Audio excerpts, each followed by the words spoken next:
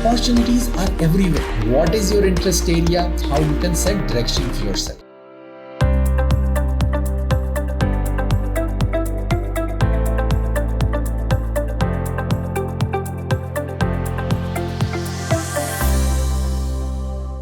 Welcome back. Let's move to step 2.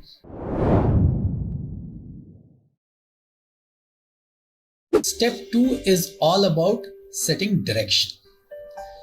Now, how do we set direction? How do we figure out what is good for us? Which area we should move towards? What should be our goalpost?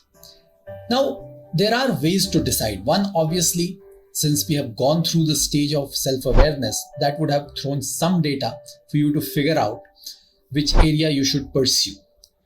Now, there could be a structured way to set direction for yourself also, and trying to figure out that what is the method I should choose so that clarity comes in terms of the direction that I need to take. Now let's look at 3-4 scenarios and try to understand what you should do in those scenarios. Now, assuming you have a very strong interest area in which you want to pursue your career.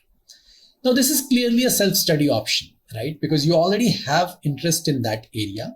And then if you study further, if you get knowledge around that area, you can very well position yourself to move in that area.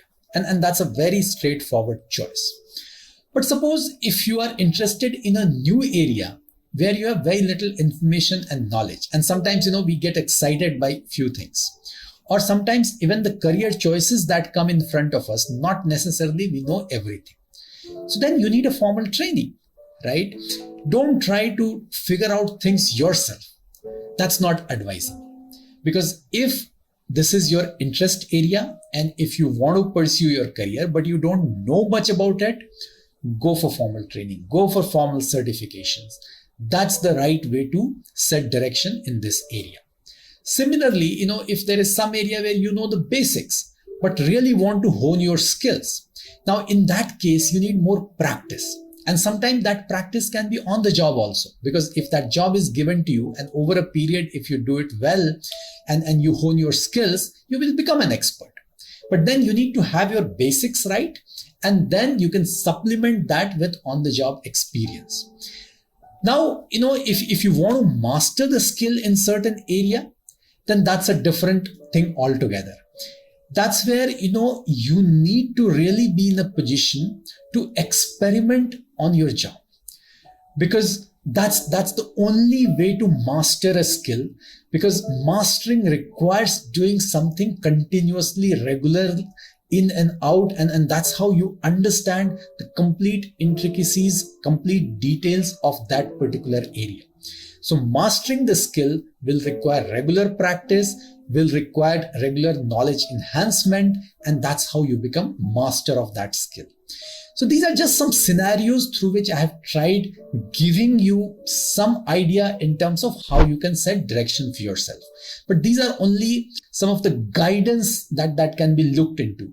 But feel free to look at where you are currently, what is your interest area, whether you have knowledge about that or not, whether you need some certification in that area or not, whether you require more practice or not. Figure out, make it a part of your action plan. And that's how you really set direction for yourself. Because whatever said and done, the reality is opportunities are everywhere. You need to really marry your interest, your knowledge, your skills with that opportunity. And that's the whole idea of this stage 2, where you are setting direction for yourselves. Do it in a structured manner. Write it down.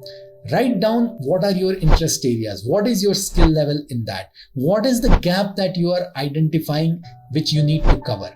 And that's how you will be able to very clearly lay out the direction for yourself. And once that direction is laid out, then you are ready to move to the next stage. And we'll cover the next stage in the next video. See you there.